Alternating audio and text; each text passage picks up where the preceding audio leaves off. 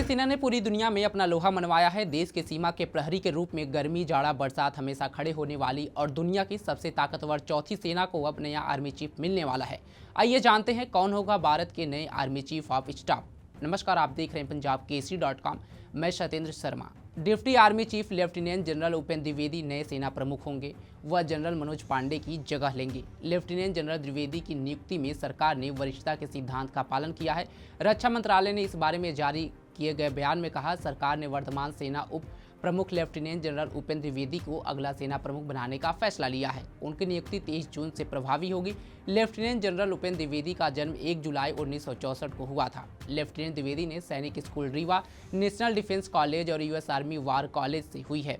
उन्होंने DSSC Wellington और army वार college से भी कोर्स किया है।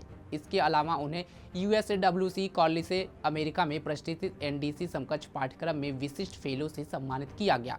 उनके पास रक्षा और प्रबंधक अध्ययन में MA फिल और सामाजिक अध्ययन और सैन्य विज्ञान में 2 मास्टर डिग्री है। लेफ्टिनेंट जनरल उपेंद्र द्विवेदी को परम विशिष्ट सेवा पदक, अति विशिष्ट सेवा पदक और 3 GOC INC प्रशस्ति पत्र से सम्मानित किया गया है। लेफ्टिनेंट जनरल उपेंद्र द्विवेदी को सैन्य गतिविधियों में करीब 40 साल का अनुभव है। उन्हें 15 दिसंबर 1984 को भारतीय सेना की इन्फैंट्री, जम्मू और कश्मीर राइफल्स में कमीशन मिला था। अपनी लंबी और विशिष्ट सेवा के दौरान उन्होंने कई कमांड, स्टाफ और इंस्ट्रक्शनल में काम किया है। लेफ्टिनेंट उपेंद्र द्विवेदी की कमांड नियुक्तियों में रेजिमेंट 18 जम्मू और Kashmir rifles, brigade 26 sector Assam rifles, IG Assam rifle और 9 कोर की कमान भी शामिल है। रक्षा मंत्रालय ने इस बारे में जारी एक बयान में कहा कि सरकार ने वर्तमान सेना उप प्रमुख लेफ्टिनेंट जनरल द्विवेदी को अगला सेना प्रमुख बनाने का फैसला किया है।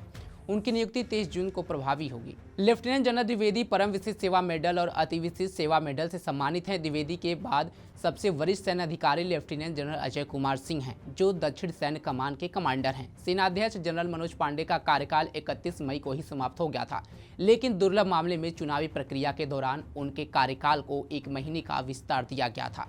रक्षा मंत्रालय का कहना था कि आर्मी रूल्स 1954 के नियम 16A(4) के तहत ये सेवा विस्तार दिया गया। इसके पहले इंदिरा गांधी की सरकार में 1970 के दशक में तत्कालीन सेना प्रमुख GG बेबूर के कार्यकाल को 1 साल का विस्तार दिया था। तीनों सेनाओं के प्रमुख 62 वर्ष की आयु तक या 3 सालों तक जो भी पहले हो सेवा कर सकते हैं। हालांकि लेफ्टिनेंट जनरल रैंक के अधिकारियों की सेवानिवृत्ति की आयु 60 साल है, जब तक कि अधिकारी को 4 स्टार रैंक नहीं मिलती है।